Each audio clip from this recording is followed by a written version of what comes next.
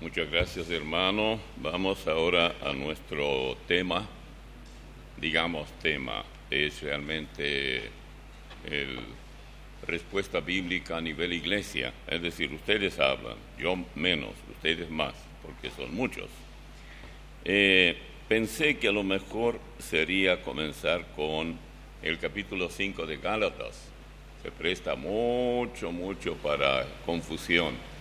Y yo no juzgo a nadie, no condeno a nadie por eso, porque de verdad así es.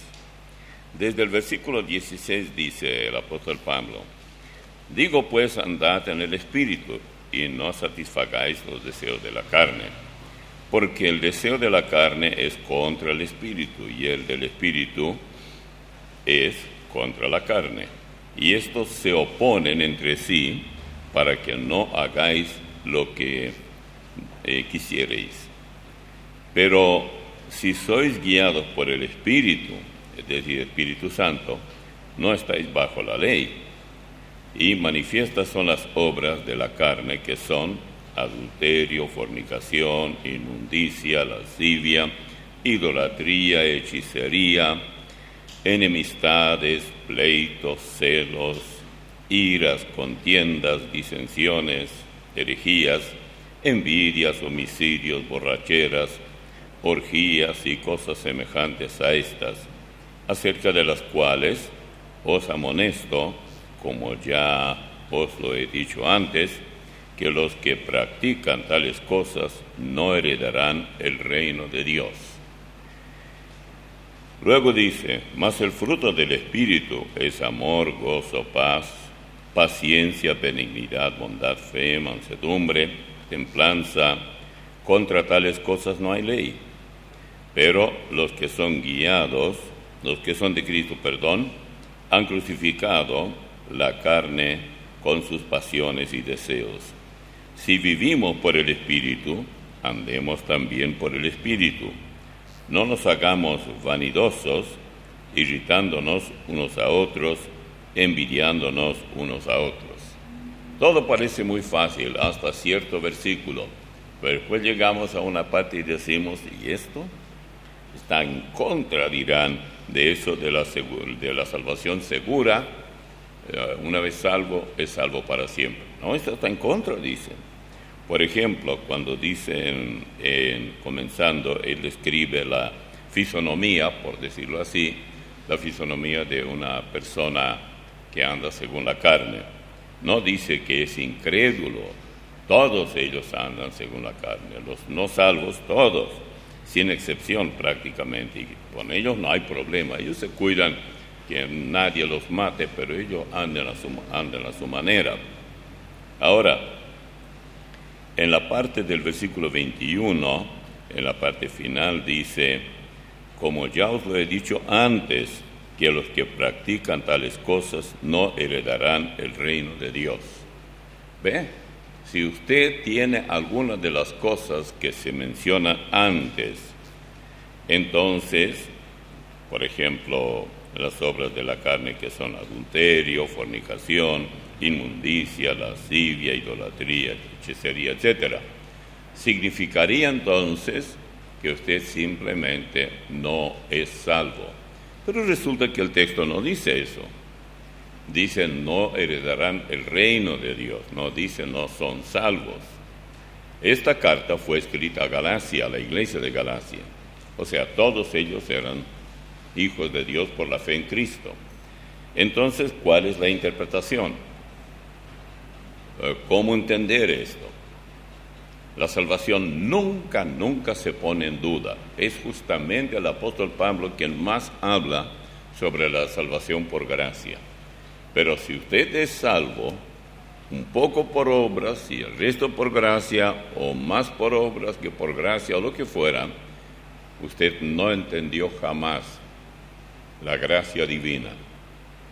Recuerdan todos, recordamos siempre, yo cito este texto porque sé que por más que cite, aunque le salga hasta por los poros, lo voy a decir aún desde el ataúd.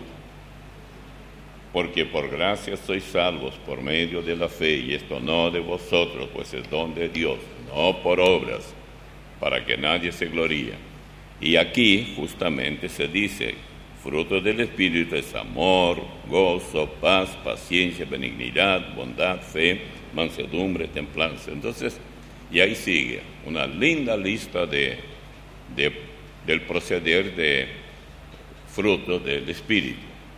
Pero lamentablemente, muchas veces estos elementos faltan en nuestra vida, no los hay. Lo que Pablo está haciendo acá es lo siguiente. Les voy a mostrar, estimados Gálatas, hermanos míos, cuál es el perfil del mundano versus cristiano. El mundano está descrito primero, que son obras de la carne, y allí va el adulterio, fornicación, inmundicia, lascivia, idolatría, hechicería, enemistades. Alguien dirá, bueno, quiere decir que si yo soy un adúltero, igual soy salvo. Sí, usted fue salvo mucho antes de adulterar.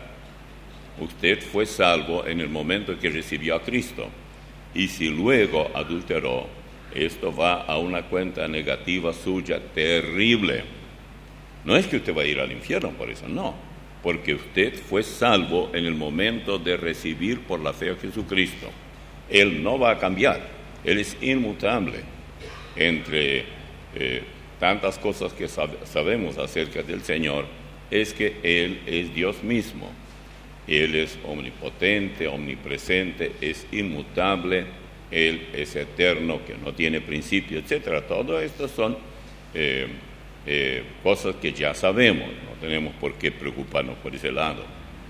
Pero si usted vive siendo salvo por la fe en Cristo, pero todavía, ya sea de cuando en cuando, o prácticamente siempre, vive como aquellos que se los llama aquí obras de la carne, son adulterio, fornicación, etc. O sea, la palabra carne no es la carne que usted va a comprar ahí en el supermercado y comer. No, eso no es problema. Usted quiere comerla, cómala. Yo como con mucho cuidado, pero no como el de chancho. Y lo demás sí. Usted puede ser chancho, pero no coma la carne del chancho. Es decir, en su conducta. Entonces uno tiene que tener mucho cuidado, porque usted saldrá con contradicciones de donde no sabrá cómo salir. Las personas que le escuchen, vamos a suponer que usted le habla a alguien, le pregunta, ¿y cómo puedo ser salvo yo? Y usted dice, bueno, en Juan 5:24 dice, el que oye mi palabra y cree al que me envió, tiene vida eterna. Bueno, dirá, usted ya me habló. Su interlocutor le dice eso y usted dice, sí, yo le hablé, ahora yo quiero tu respuesta. Y él dice, bueno, bajo esas condiciones yo no tengo ningún problema para entregarme al Señor. Yo quiero ser salvo.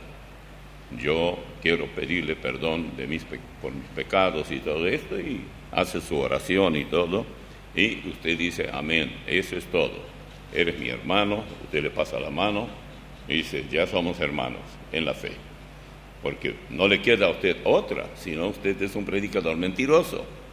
Usted está hablando de una cosa, de la gracia divina, la salvación por gracia, y luego hay que esperar a ver cómo se va a conducir. Vamos a esperar tanto y tanto tiempo, no te vamos a bautizar ni nada de eso.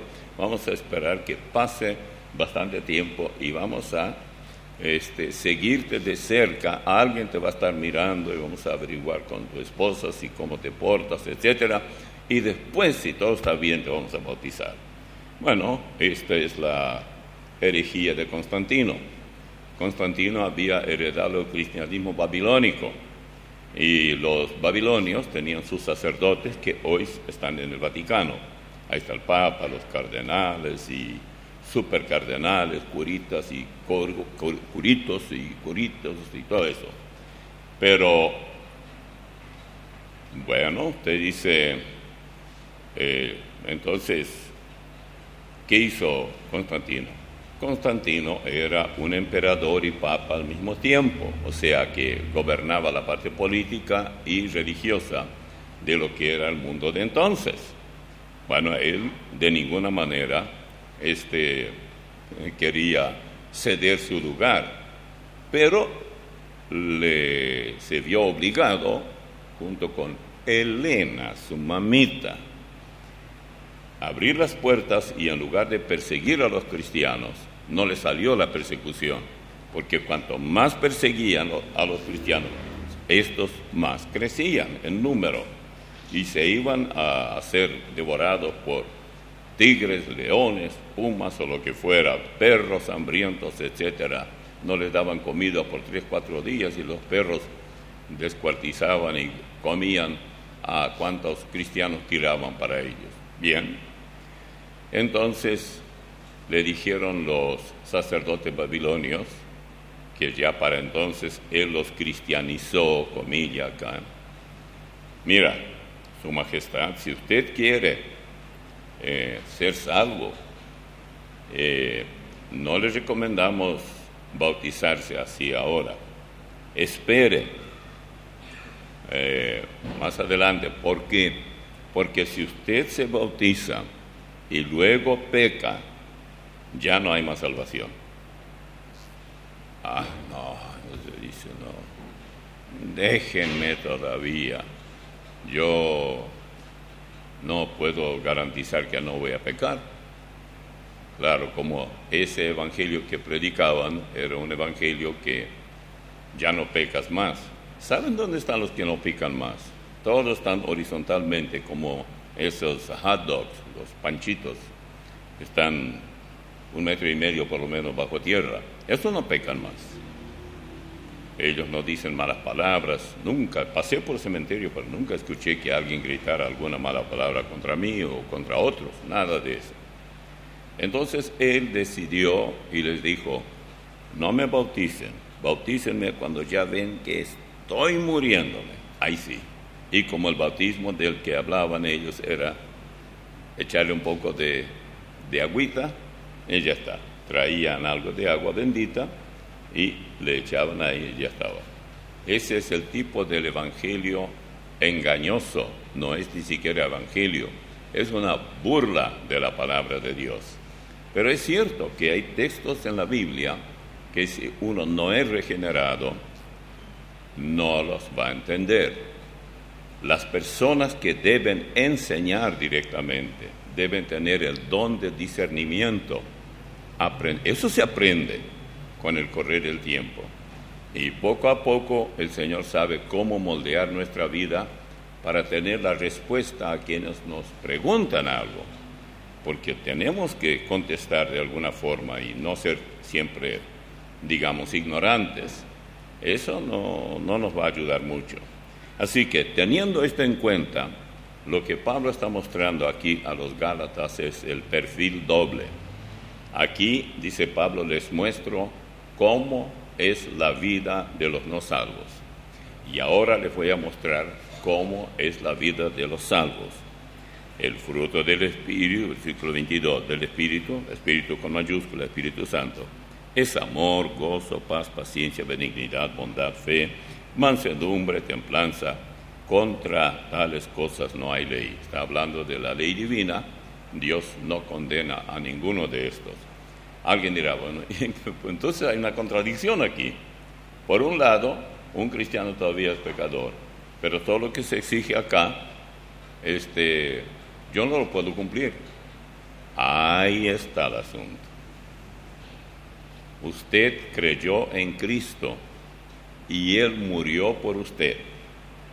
Él tomó sobre sí nuestros pecados. Él vivió la santidad que yo nunca pude. Usted tampoco puede. No se venga con el cuento que usted ya no peca más y que es muy buen tipo.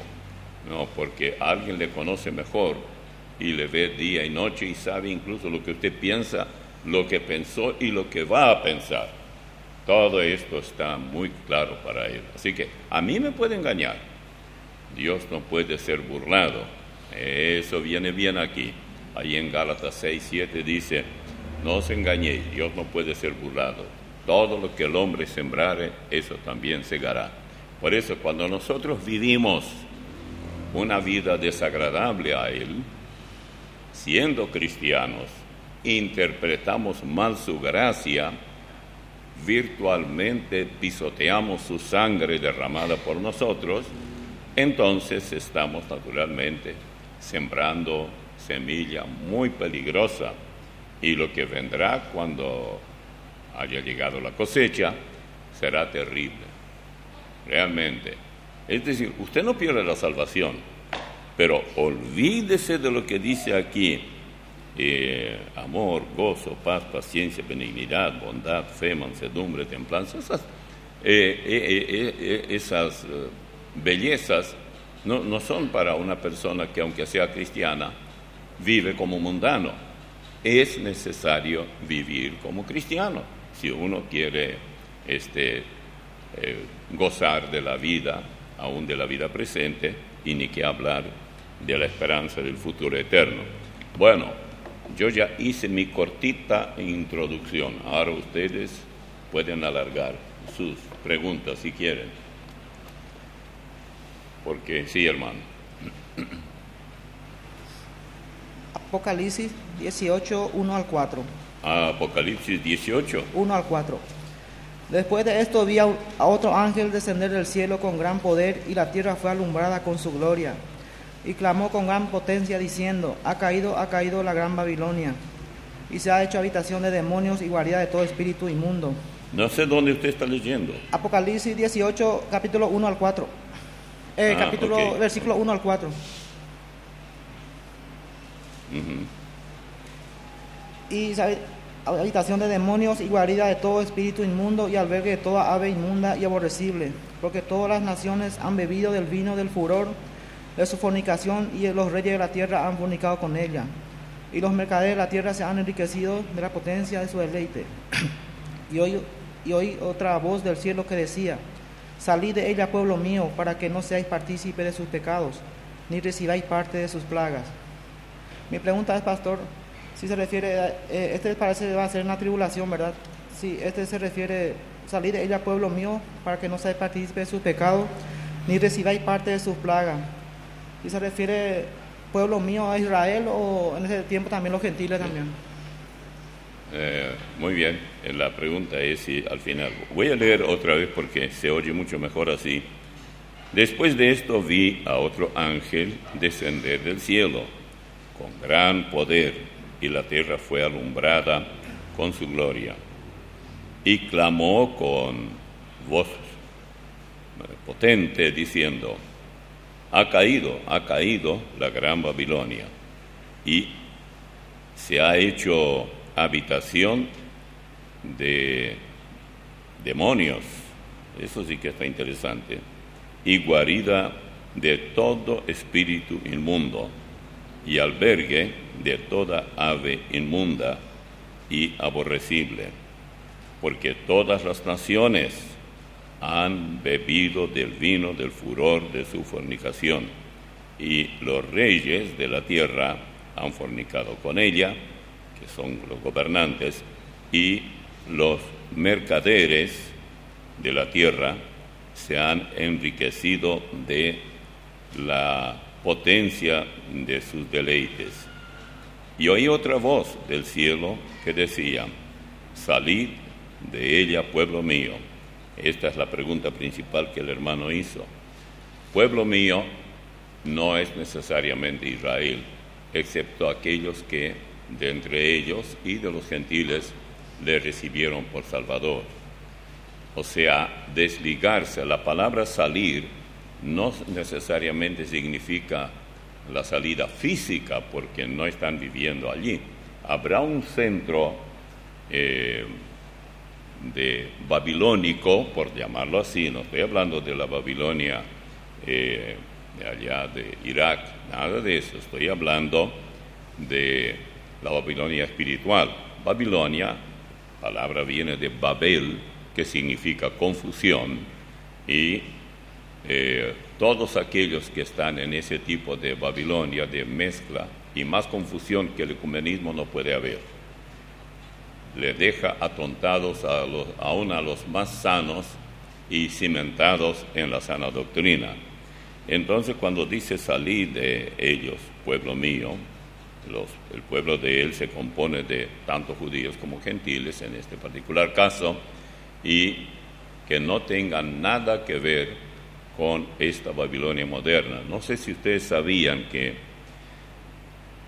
el Vaticano ya actualmente tiene más representantes consulares de sus consulados en el mundo que Estados Unidos. ¿Qué clase de beneficio espiritual están ofreciendo? El que un país, sea Estados Unidos, sean países europeos o lo que fuera, tengan a sus embajadores y cónsules y todo esto, no es nada de otro mundo. Ellos están en el campo político, pero nosotros estamos hablando aquí del campo espiritual, teológico, etcétera, eclesiástico, de la iglesia, y esa iglesia pretende ser la iglesia única y verdadera. Ya cuando cualquier grupo eclesiástico reclama que su única organización o iglesia es el camino para llegar al cielo, cuídense, porque es el suelo, no cielo. Es para continuar siendo parte de la mundanalidad, la peor mundanalidad del pecado. Después dice, mire la advertencia, para que no seáis partícipes de sus pecados, ni recibáis parte de sus plagas, porque sus pecados han llegado hasta el cielo, y Dios se ha acordado de sus maldades. Esto es en el versículo 4 y 5. Así que la respuesta a mí me parece muy clara. ¿Hay otra pregunta? Sí, hermano.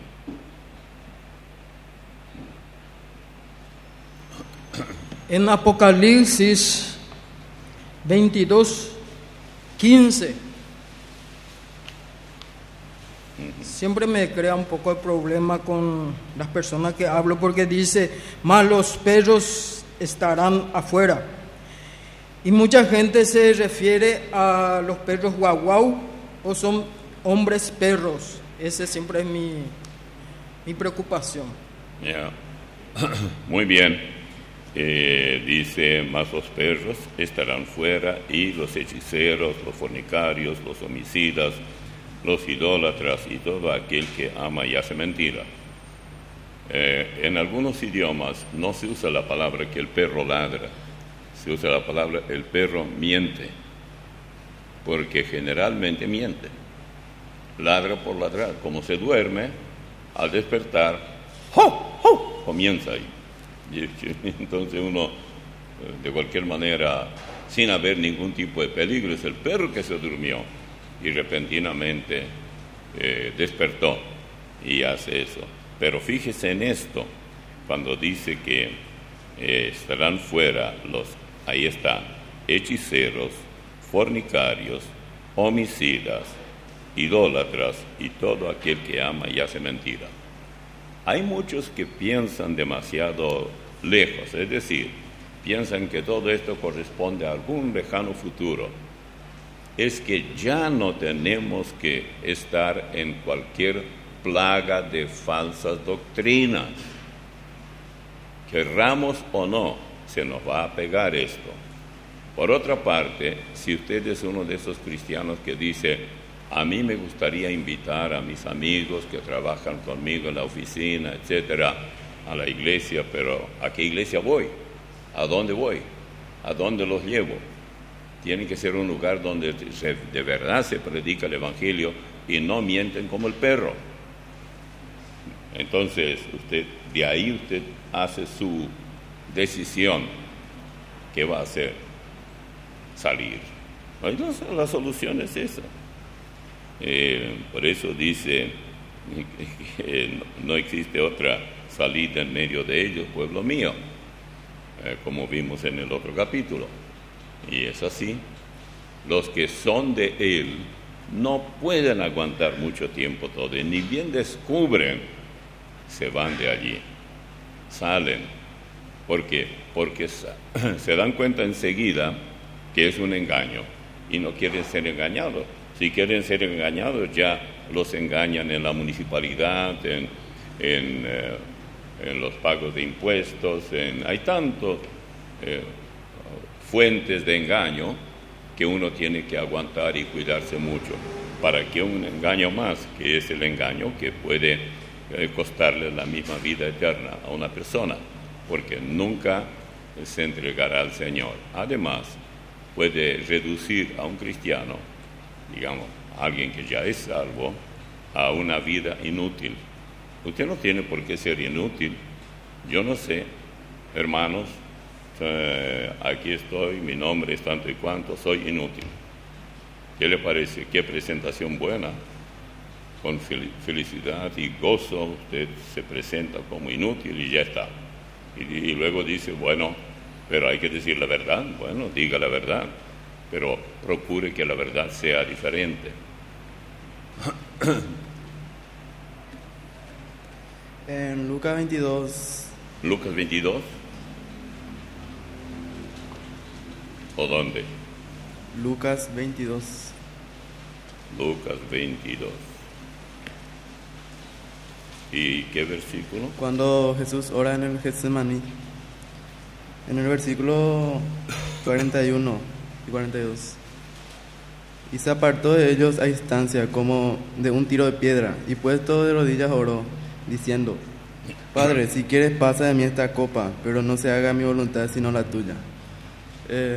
Quisiera saber... ¿Cuáles son los versículos? 41 y 42. Quisiera saber qué sentimiento tuvo Jesús en ese momento. No, pero yo quiero eso. saber qué versículos leíste.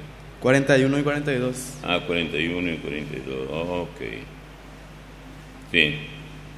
Y él se apartó de ellos a distancia como de un tiro de piedra, y puesto de rodillas oró, diciendo: Padre, si quieres pasa de mí esta copa, pero no se haga mi voluntad sino la tuya.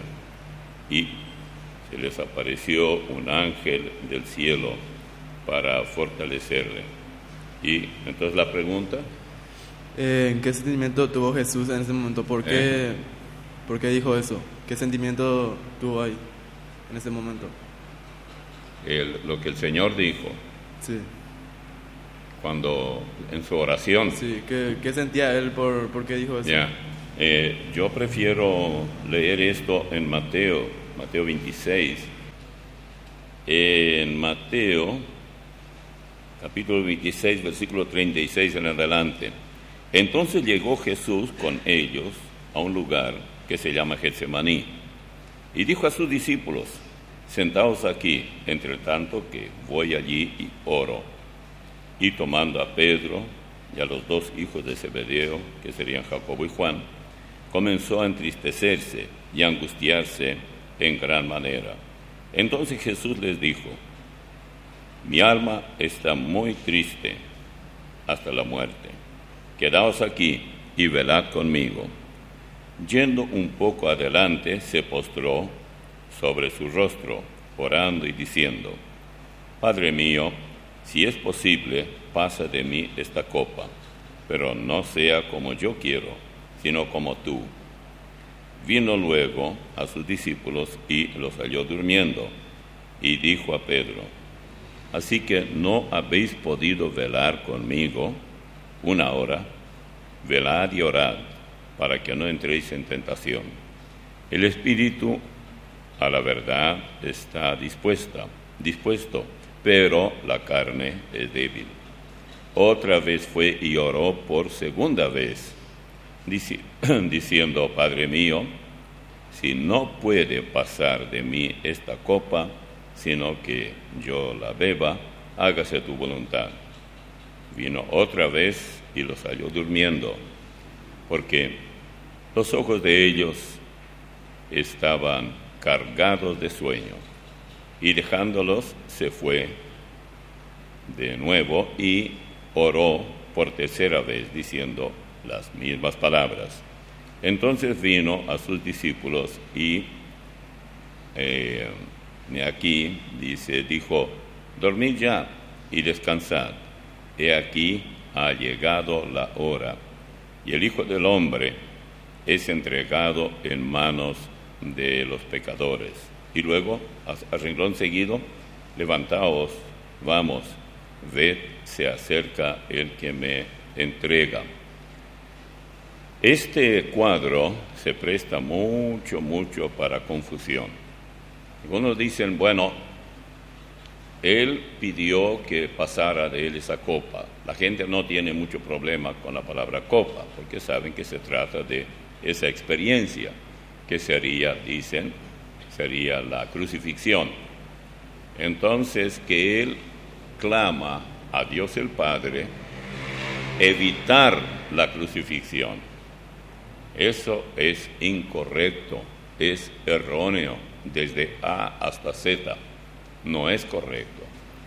Lo que él está pidiendo realmente es no morir sin ser crucificado, porque estaba tan sin fuerzas, tan cansado, que creía que se va a desmayar y va a caer muerto allá en el huerto, y no quería eso.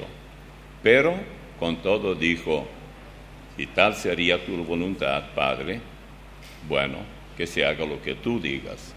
Por eso él pidió que ellos oraran por él. ¿Para qué? Para que no muriera antes del Calvario. Y hay dos textos aquí que nos hacen pensar un poco. Por ejemplo, en el versículo 45 dice, entonces vino a sus discípulos y les dijo, dormid ya y descansad. He aquí, ha llegado la hora, y el Hijo del Hombre es entregado en manos de pecadores. Y enseguida mismo, levantaos, vamos, ved, se acerca el que me entrega. ¿Quién era el que venía? Judas Iscariote con toda su turba ahí, con sus linternas, sus palos, sus machetes, lo que fuera, para prenderlo, como si se tratara de una persona muy peligrosa. Bueno, lo que ocurrió aquí es que cuando él vio que Judas venía con su gente, se dio cuenta que ya era el momento de partir al Calvario. Y por eso les dijo hasta con cierto alivio, aquí viene. Es notable porque luego Judas le entrega con un beso. Y con beso le entregas. Judas había dado la señal y dijo, a quien yo besare, ese es. Estaban los otros apóstoles y él no quería, Judas, que ellos tomaran a alguien otro. Y entonces besó al Señor. Y Jesús le había dicho, amigo, ¿a qué vienes? Y él vino. Miren, a Judas le dice amigo, pero a Pedro le dice otra cosa. Noten en el capítulo 16 de Mateo, Pedro pretende que está diciendo algo muy oportuno al Señor. Versículo 22. Entonces Pedro, tomándolo aparte, comenzó a reconvenirle, diciendo, Señor, ten compasión de ti, en ninguna manera esto te acontezca. Pero él, volviéndose, dijo a Pedro, quítate de delante de mí, Satanás. Uno diría, más Satanás que Judas no había, y más buen ángel que Pedro tampoco. ¿Por qué le llama Satanás? Porque Satanás inspiró a Pedro que dijera palabras que eran contrarias a la voluntad de él. Él había venido para entregar su vida. Esas palabras de ánimo, supuestamente, no le ayudaron para nada. Y entonces provenían de Satanás, naturalmente. Pero en el caso de Judas, él le dice, amigo, ¿a qué vienes? ¿Desde cuándo Judas Iscariote era amigo de él? Bueno, porque le estaría haciendo un gran favor, que ya cuanto antes se iría al Calvario, recuperó las fuerzas, las oraciones de los discípulos, que estaban orando por él han sido de gran ayuda para él, porque él era tan humano como divino todo el tiempo. Sí, hermano. Sí. Sí, en relación a lo que planteó mi hijo, el pasaje bíblico que se encuentra en Marcos, capítulo 14, versículo 32. Sí. Es el mismo contexto. Vinieron pues a un lugar que se llama Getsemaní, y dijo a sus discípulos: sentaos aquí, entre tanto que yo oro. Y tomó consigo a Pedro y a Jacobo y a Juan, y comenzó a entristecerse y a angustiarse. Y él les dijo: mi alma está muy triste, hasta la muerte. Quedaos aquí y velad. Yéndose un poco adelante, se postró en tierra y oró que si fuese posible pasase de él aquella hora. Y decía: Abba, Padre, todas las cosas son posibles para ti. Aparta de mí esta copa, mas no lo que yo quiero, sino lo que tú. Muy bien. Es concreta la pregunta, ¿verdad? La explicación está buena, se entiende que Jesús no era precisamente que buscaba la manera de evitar la crucifixión, ¿verdad? O todo lo que le va a suceder a partir de ese momento para adelante hasta la muerte. Sino la pregunta es simple. La pregunta es, pastor, ¿qué sentimiento le invadió a nuestro Señor en ese momento para que pudiera Él expresar esas palabras? Uno normalmente reacciona de acuerdo a un sentimiento que se ejerce dentro de sí para que pueda emitir esas palabras. Creo yo particularmente, no sé si estoy equivocado, que había un sentimiento de flaqueza en ese momento. Nada más esa es la pregunta. La explicación está correctísima, pero... Ya, muchas gracias. Muchas gracias. Creo que aquí lo que vemos, lo que se nos enseña en este texto y en todo el cuadro, porque este asunto aparece en Mateo 26, Lucas 22, y naturalmente en Marcos también 14. Ahora, no olvidemos que el Señor trabajaba siempre, hacía las cosas en armonía. Él es parte de la Trinidad divina, Dios Padre, Dios Hijo y Dios Espíritu Santo. Si ustedes quieren ver el texto que aparece en Juan, capítulo 17, donde el Señor en una oración prácticamente está dando un informe de su ministerio, está hablando en una forma que no parece tanto una oración, aunque el título del capítulo dice Jesús ora por sus discípulos. Pero notemos lo que dice en el versículo 23, dice: yo en ellos y tú en mí, para que sean perfectos en unidad, para que el mundo conozca que tú me enviaste y que los has amado a ellos como también a mí me has amado. Noten esto: un solo Dios en tres personas. Lo que el Señor destaca aquí, que es completamente posible tener perfecta armonía entre dos cristianos. No es nada de otro mundo. Y fíjense lo que dice 24. Padre, aquellos que me has dado, quiero que donde yo estoy también ellos estén conmigo, para que vean mi gloria que me has dado, porque me has amado desde antes de la fundación del mundo. ¿Cómo es posible que nosotros, al leer la Biblia y ver cómo Él escogía a los apóstoles, por ejemplo, llamó a Jacobo y Juan, que eran pescadores, llamó a Mateo, que estaba recolectando los impuestos, etcétera?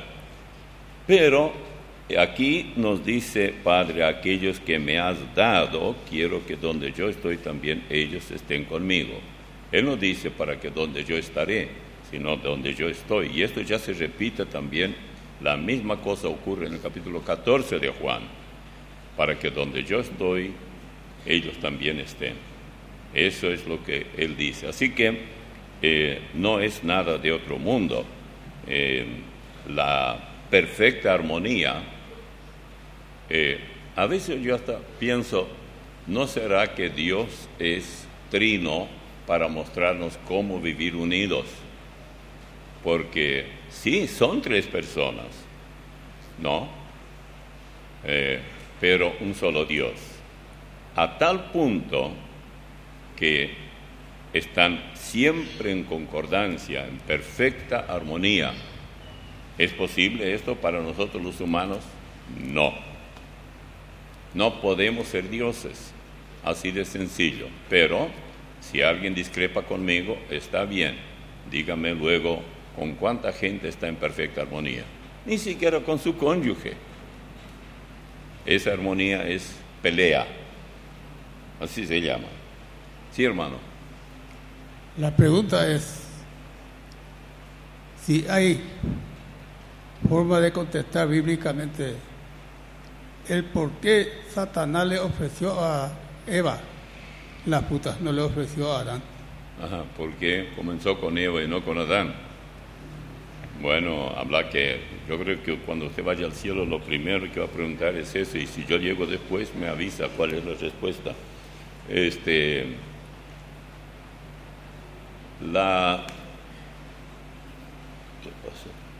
La mujer, por lo visto, y él la conocía muy bien, es más fácil de seducirla. Adán tenía todo a su cargo. Dios le encargó, él debía ser la cabeza, y ella intentó mandar un poco. Y entonces mandó muy mal. ¿Por qué? Porque tomó atributos que no le eran derivados. Adán no le dijo, mira querida, yo me voy allá, tengo trabajo, tengo que hacer limpieza, tengo que, en fin, hacer esto, aquello, y si viene alguien, tú atiendes, ya está por tu cuenta. No, no hay tal cosa en la Biblia. Ella tomó por su cuenta lo que no le correspondía. El hombre, mire, para mayor entendimiento, capítulo 11 de 1 Corintios, dice, versículo 3, pero quiero que sepáis que Cristo es la cabeza de todo varón, y el varón es la cabeza de la mujer, y Dios la cabeza de Cristo.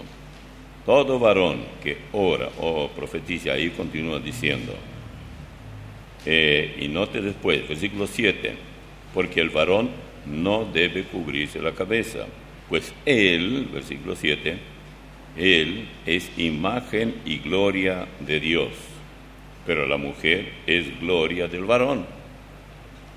¿Acaso usted no la quería a su esposa? Ay, tesorito mío. ¿No era así cuando era joven? Yo tengo la idea. Sí. El por qué fue. Satanás, el por qué le preguntó a Eva. Yo tengo la idea. A ver, ¿cuál es su idea? Satanás sabía de que Eva fue hecho de carne y Adán de tierra. Y la carne es envidiosa.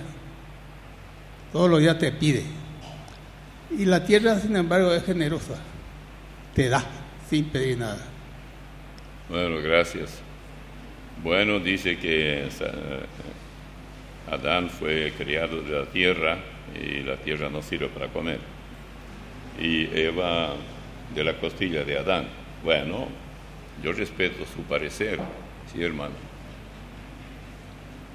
Va a defender a Eva, yo creo, la hermana. En Gálatas, en una de las obras de la carne, cita la palabra celos. La palabra tele. Celos. En las obras de la carne. La carne son adulterio, fornicación, inmundicia, lascivia, idolatría, hechicería, enemistades, pleitos, celos, iras, contiendas, disensiones, herejías. Yo no entiendo la palabra que usted dice. Y mi pregunta es, en Deuteronomio 4:24, dice, porque Jehová tu Dios es fuego consumidor, Dios celoso, dice. Claro. Y también dice en Éxodo 20:5, no te inclinarás a ellas ni las honrarás, porque yo soy Jehová tu Dios, fuerte y celoso. Muy bien. ¿Y cómo se entiende? Bueno. Si el celo es la obra de la carne. Bueno, usted en parte solo tiene razón. Alguien dijo que el esposo que no es algo celoso por su esposa es porque no la quiere. Ahora, si de verdad la quiere, entonces quiere que ella se sienta bien, que no tenga preocupación por él, que si viaja no hay problema, no va a andar con otra mujer por ahí, nada de eso. Y cuando dice que Jehová es celoso por su pueblo, es la seguridad que era para ellos, para saber que Él nunca los va a cambiar por otro pueblo. Ellos serán su pueblo eternamente. Y así es, nosotros también deberíamos de saber que Él nos cela a nosotros también. Usted había dicho la palabra cela y yo no entendí bien porque soy un poco antiguo. No viejo, pero antiguo, porque el hombre no se hace viejo, solamente la camisa puede ser vieja, pero uno cambia por otra nueva y se acabó el problema. Así que eso es muy importante que se sepa, ¿sí? Buen día, pastor. Mi pregunta está en 1 Corintios 10, versículo desde el 19 al 20. Desde el 29. 19, pastor. 19. Sí. Muy bien. Capítulo 10, versículo 19 al 20. ¿Qué digo pues? ¿Que el ídolo es algo? ¿O que sea algo lo que se sacrifica a los ídolos? Es decir, antes digo que lo que los gentiles, que son los paganos, sacrifican, a los demonios lo sacrifican, y no a Dios. Y no quiero que vosotros os hagáis partícipes con los demonios.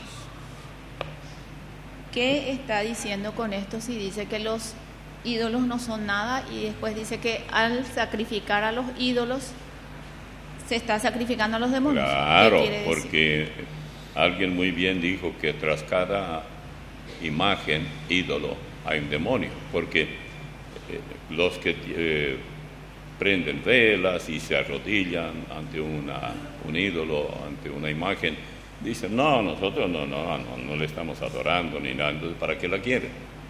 ¿Qué es lo que está haciendo? Claro que no a ellos, ojalá fuera solo eso.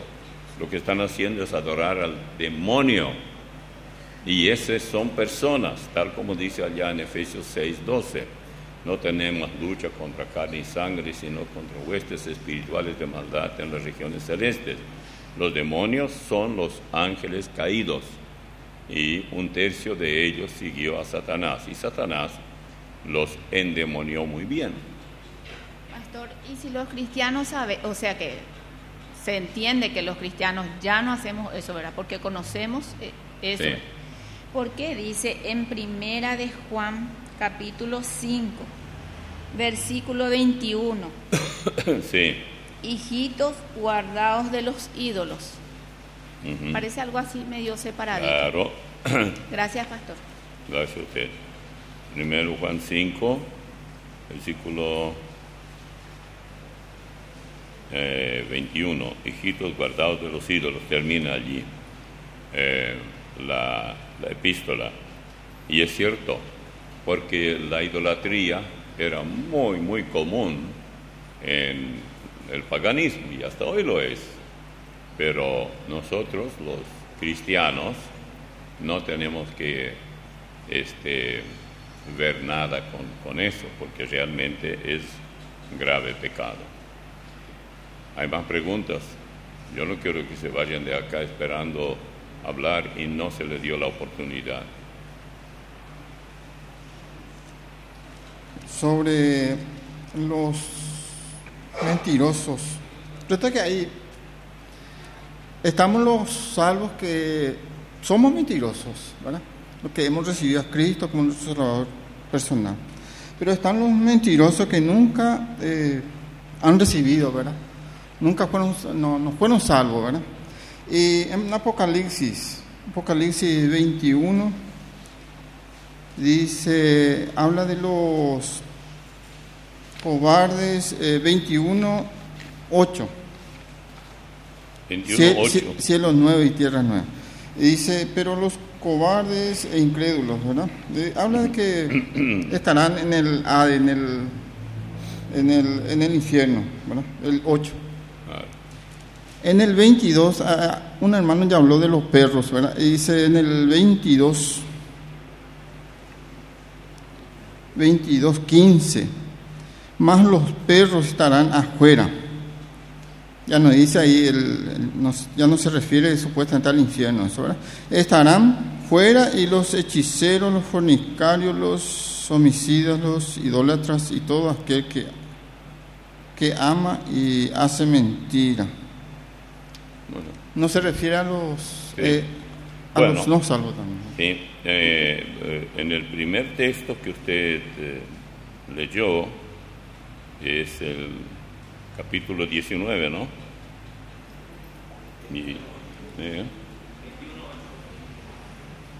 Del segundo sí, pero el primero creo que estaba en el... No, está en el... sí, 21:8. Pero los cobardes e incrédulos, los abominables y homicidas, los fornicarios y hechiceros, los idólatras y todos los mentirosos tendrán su parte en el lago que arde con fuego y azufre, que es la muerte segunda. Aquí no se habla de cristiano. Juan no está mandando una carta a una iglesia por ahí, no. Juan está hablando de los no salvos, que viven una vida de lo más cochino que uno puede pensar y sumidos totalmente en todo tipo de supersticiones, demonismo, ocultismo. Ustedes saben que yo no sé cuántos de ustedes miran a veces esas burlas que hacen de Dios, yo lo llamaría así, ese famoso Cash Luna, y coloca una Biblia y dice, vengan acá. Si eso es un show, es una burla que se hace de Dios y del Espíritu Santo. Si no es un show, ese hombre está totalmente poseído por el demonio.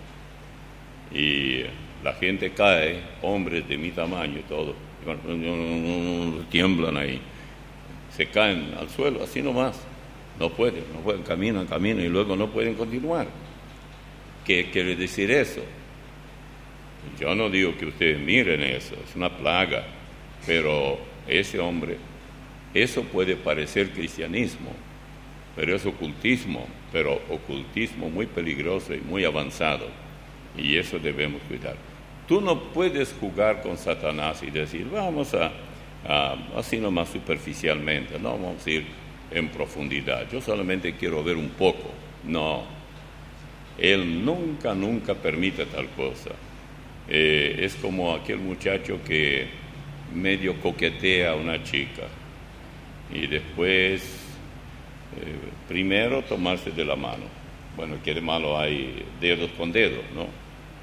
Pero resulta que la mano va un poco más, entonces la mano de él también va un poco más, porque hay campo libre, y así por el estilo.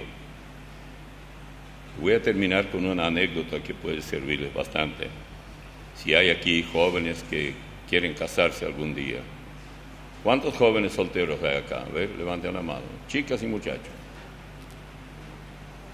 Hay unos cuantos. No, yo no les voy a pedir que vengan a hablar.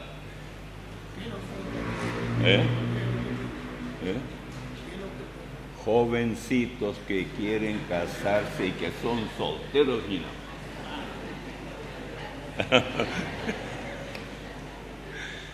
Bueno, espere, escuche bien. Es de un tipo eso los europeos cuentan, yo no sé nada de eso, ni ya es tarde para mí también. Entonces un muchacho fue a pastorear, bueno, era como anciano de una iglesia, y él era soltero, y las hermanas comenzaron a hablar ahí que había 2 chicas en la iglesia, que cualquiera de las 2 podría ser, según ellas, muy buena esposa para ella. Una era muy linda, pero no tenía dotes para ayudar, por ejemplo, no tocaba instrumento, el piano, lo que fuera. La otra no era fea, pero tampoco era tan linda. Entonces, ellos viajaban a caballo. Él subió al caballo y dijo: Señor, me entrego a ti, permite que el caballo decida. ¿Usted se imagina lo que es eso? Entonces, subió al caballo y resulta que la que él no quería, porque el hombre siempre mira el estuche. Usted tiene experiencia, ¿verdad? Sí, dice que sí. Entonces, se iba y vio que el caballo, como no es tonto, conocía la casa de la primera, que era la que él no quería que fuera, pero que siempre Dios haya escogido. Y el caballo comenzó a entrar y él tomó un poquitito. ¡Ay, gracias, Señor! Y ya le salió bien. Usted mueve nomás un poquito lo que llaman el freno, el cabestro, y el caballo sigue, porque ya hay otra casa que él conoce también. Él no va a andar por andar. Entonces así arregló todo. Hace años en Querétaro, había allá a la onda corta, nos escribió una dama y dijo que ella sabía que yo iba a estar por ahí, y que ella quería hablar sin falta conmigo. Bueno, fuimos ahí con un hermano y él sabía dónde estaríamos y todo eso, y ella vendría para hablar sobre el problema grave que tenía, según ella. No era nada gran cosa, pero para ella sí, porque hay muchos cristianos que tienen mucha superstición. Entonces ella me contó: mire, hermano, lo que pasó fue lo siguiente. El pastor no tiene esposa, él es soltero. Me quiere mucho y yo no lo quiero. ¿Qué hago? Bueno, ¿y qué obligación tiene para quererle? Si no le quiere, no le quiere. No, pero yo el otro día, porque los sábados vamos a limpiar ahí el templo y todo, yo hasta sospecho que ella iba para ver al pastor, pero bueno, de cualquier manera iban a limpiar y todo eso. Bueno, aceptemos eso como verdad, más o menos. Entonces, estaban limpiando y ella dijo: Señor, si el pastor viene y me da una rosa, o sea, es mucho mejor que lo decida el caballo que una flor, algo tan serio, porque el caballo por lo menos hace, y bueno, ya algo es algo, ¿no? Entonces fue y no le trajo la rosa, le trajo el florero, y ella se quedó: ay, ¿qué hago ahora? Yo le prometí al Señor. Dígale: Señor, tú sabes que yo soy una tonta mexicana de Querétaro. Perdóname, nunca debía haberlo hecho, pero yo te prometí y ahora resulta que no quiero. Ay, el alivio que obtuvo ella. Esos que prometen algo a Dios, mejor es que no prometa. ¿Saben lo que dice allá en Eclesiastés 5? Bueno, la mayoría sabe, menos los que no saben. Eclesiastés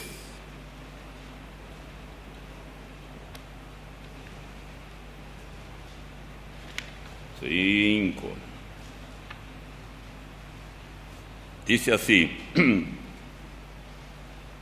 no te des prisa con tu boca, ni tu corazón se apresure a proferir palabras delante de Dios, porque Dios está en el cielo y tú sobre la tierra. Por tanto, sean pocas tus palabras, porque de la mucha ocupación viene el sueño, y de la multitud, de las palabras, la voz del necio.